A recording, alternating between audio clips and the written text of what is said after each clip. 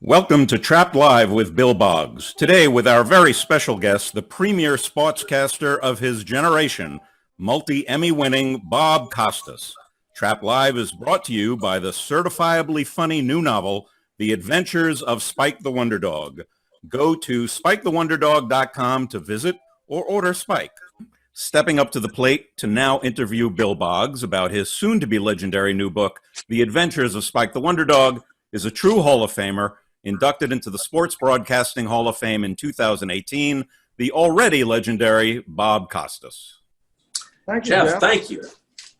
Thank you for that very kind introduction. You know, Bill, I have read this from cover to cover, and I've actually made some notes. And the first thing is this, just the patter here. Spike is a very Runyon-esque dog. You know, some of these phrases are reminiscent of Raymond Chandler in, Farewell, My Lovely, the old Philip Marlowe detective novels and film noir type stuff. It was Chandler who had one of the greatest lines ever, which was, it was a blonde that could make a bishop kick a hole in a stained glass window. Unfold those shapely stems of yours, baby, and take a memo on this caper. So Spike likes the nightlife. He likes the clubs, right? He likes the dames, or in this case, the female dogs. Use your own expression for that. He likes boxing. He likes the horses, right? He likes the street life. That's Spike. It's true. The book is narrated. It's in the dog's voice. And what really happened was, you've written several books. I don't know if you've ever written fiction. This is my second novel. The character of Spike came through when I first started, the very first day. I knew I was going to be writing a book about a dog who became a big TV star with his master to follow certain things that happened in my career.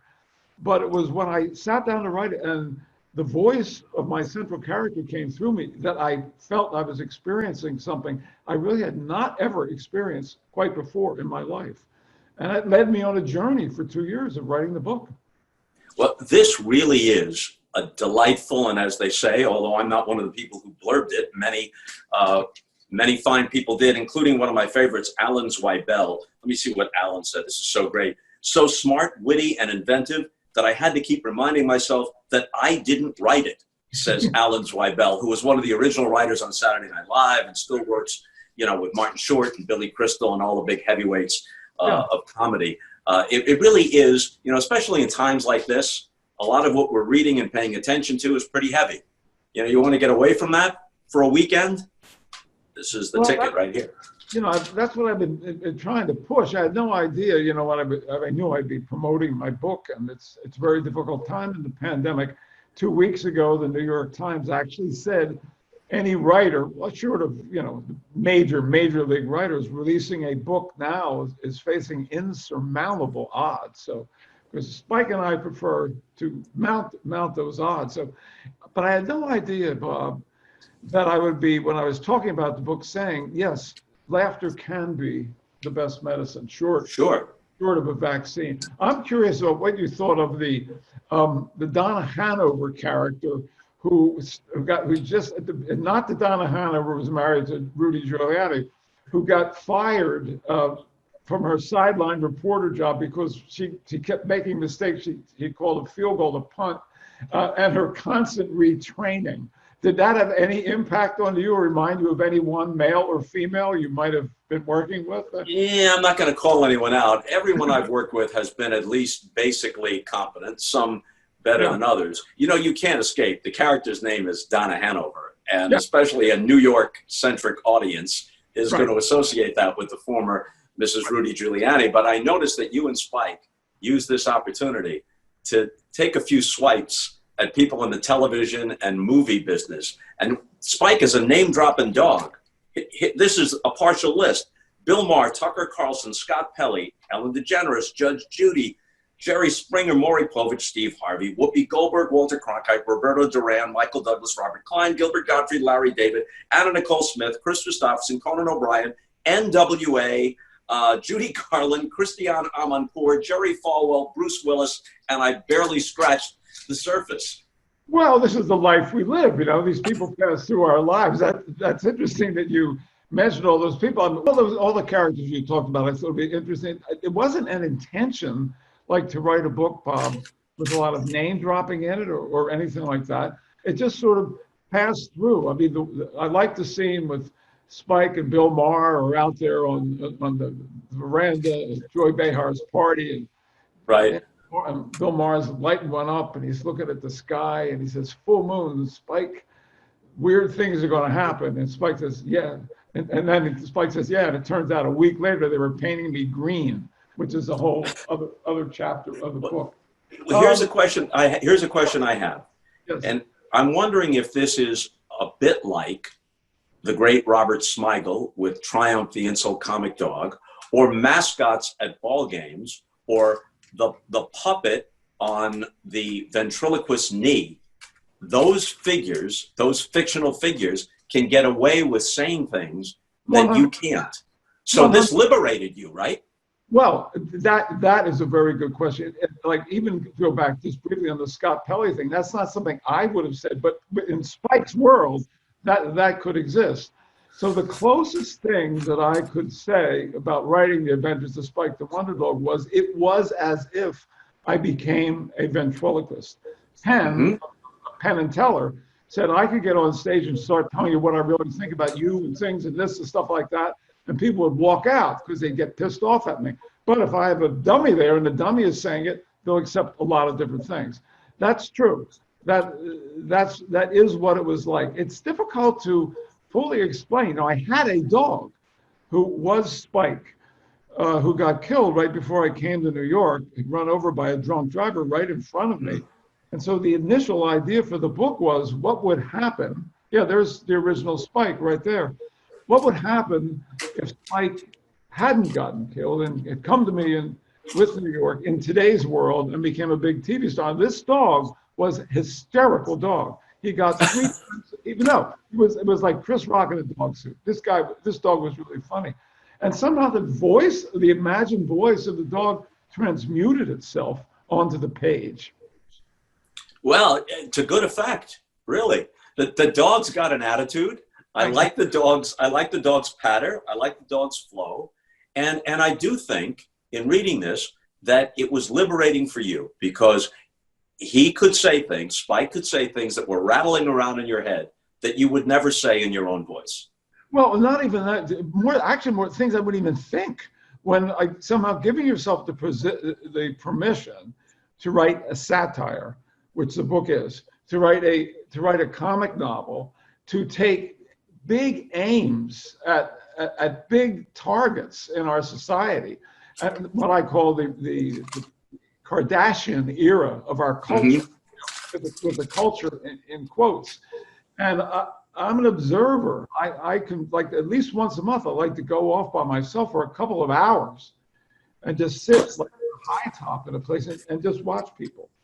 And all these years of just observing have led to something. I wouldn't say I have tremendous powers of observation, but I do like what you said about the noir aspect of the book. At time to time, it got like that, and I'm grateful. First, if Scott Pelley's watching, I apologize. I'm grateful. I do. It was meant in fun, but something about that question got me. Anyway, I really appreciate you reading the book, Bob. I got a real kick out of it, and I recognized, you and I are probably alike in some respects. The sort of movies we watch, the TV shows we marinated in, being roughly from the same generation, the kind of streetwise columnists we read in newspapers, you in Philadelphia, me in New York, back when a tabloid newspaper meant something different than it means now. It didn't mean trash and gossip and celebrity stuff. There was always a little of that. But what it meant was a more two-fisted sort of for the people thing than you'd find in the New York Times or in the Washington Post. You could read both, but there were different voices. And the tabloid often had more of the voice of the people aspect to it. And that's how my dad's friends talk. That's how people at the ballpark talk. Yeah, I can't speak in Spike Like if I couldn't get on a stage and start pretending I was a dog. If I had the puppet, if I had a puppet, I could probably do it. One thing I want to tell you, just you quickly as a sportscaster. One question for you, and then we'll wrap it up. Are you aware probably of how much a hero you have been to children in your life? Is that an awareness you have? Here's what I'm aware of, that sports, despite all the nonsense that sometimes surrounds it and the overemphasis and everything else, sports cuts through. At its best, it cuts through. It brings together people who otherwise wouldn't have that much in common. And the late, great David Halberstam, Pulitzer Prize winner, historian, but huge sports fan, so wrote a lot of books devoted to sports. And he put this very well. He wrote a book called Summer of '49, about the great pennant race between the Yankees and Red Sox. And he said, I'm 10, 11 years old, whatever it is. And at the dinner table, I can't debate the Marshall Plan with my uncles or with my dad, but my opinion about DiMaggio and Williams counted just as much. And for kids, that connects them both to childhood and to a portion of the adult world. And when you see what athletes can do, the way kids light up when they see sports figures, yes. and it's not just athletes, could be a broadcaster or someone that they associate with bringing them that kind of joy. It's something you should never take for granted. We may not deserve it, but it's a blessing that comes along with it, that you can brighten people's day. You know, whenever I'm asked to do, and this doesn't make me special, lots of people do it. If I'm asked to do a Make-A-Wish thing or something that involves kids, I recognize the power of sports and the power of television in this case. And I consider it a real blessing to be able to do that.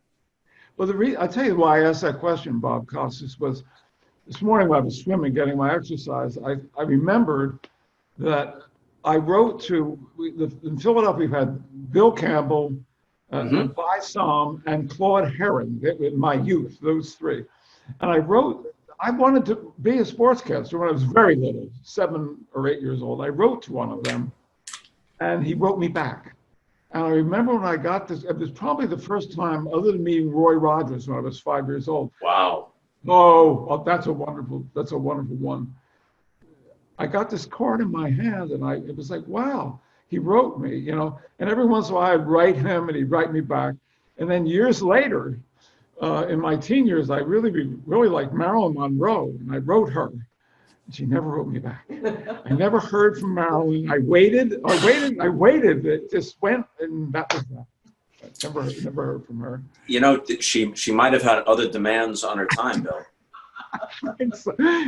People all the stuff I've been doing, promoting the book, I've done about 3 of those things where they give you 10 questions. Who your favorite? My stuff is all pop culture stuff. Some people, I want to have dinner with Shakespeare and Winston Churchill. No, but if you could spend one afternoon with somebody, who would you like that to be? I thought Marilyn Monroe. I'd like to spend an afternoon with Marilyn Monroe. By the way, the Wonder Dog thanks you. Spike the Wonder Dog thanks you. And an excellent likeness here. I don't know if hold on, so it's no glare. An excellent likeness here on the front of the book. I have to get this line in before we leave. One of my favorite lines, because you're Bud.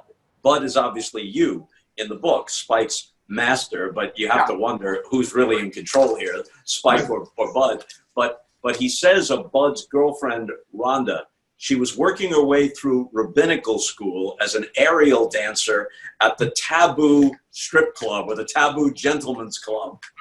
Yeah, Bud, the Spike's owner and dear friend, the talk show has a succession of women who are drawn to both higher education and working in the exotic services industry is the term that we use. You nailed that one. Yeah, Jane didn't want me to use that. She thought it was anti-Semitic. I said, come on. No, she still doesn't like it. I don't think. Like it. All right, Bob. Let's see, you're on the West Coast in an undisclosed location. It's 5 o'clock. What's the Costas evening going to be? Well, it's just me and my wife, Jill, and luckily we get along because we're going on 100 days in isolation.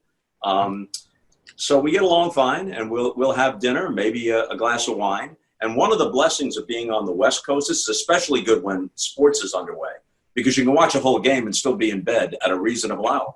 Or during football season, you could watch a doubleheader and still go out and play 9 holes of golf on a Sunday. So all the CNN stuff and the wrap-up shows, they're all over with by a reasonable hour. So I tend to be on a different cycle. I get up early in the morning here. I go to bed before midnight, which I never do when I'm on the East Coast. I'm a night owl. I'm up till 2 or 3 in the morning usually. So it's nothing terribly exciting. You say you swim every day. I'm looking out the window. I could dive right in the pool right now if I wanted to. It's good, right? It's my father was an actual swimming coach. My father was an athlete, and then when my sister and I were born, he was working at the University of Pennsylvania as a swimming coach. He needed a job where he would make more money, but my father really taught me to swim, and swimming is probably the best all around full body exercise. It's not like weightlifting, but as a full body exercise, swimming is very good. Yep. Costas, what a pleasure. Oh, thanks, Bill. No, thank you very much, Bob. And get out to the West Coast. We'll take you out to dinner sometime. Get down there to your undisclosed location. Thank you very much. Any final words on The Adventures of Spike the Wonder Dog? I loved it. I highly recommend it. I'm not one of the people who blurbed it because I got to it too late, but I would have offered a pithy blurb if asked. Wonderful evening. Good luck, good health, and under no circumstances let your guard down. Keep your guard up at all times. It's a tough time. Thank you, Bill. Thank you, Lady Jane. Thank you, Jeff. Thank you, Bob. See ya. Let's hear a word from somebody who did blurb it. Leslie Bennett's, author of Last Girl Before Freeway, The Life, Loves, Losses, and Liberation of Joan Rivers, warns us that, like Joan Rivers, The Adventures of Spike the Wonder Dog is definitely not safe for snowflakes. But fans of transgressive humor, like Family Guy or Dave Chappelle, will appreciate Spike's wild tales, which are raunchy, hilarious, and spectacularly politically incorrect. Bill Boggs has the manners of a gentleman, as does Spike, so they'll both understand if you take offense. Rivers would have just told you to go fuck yourself.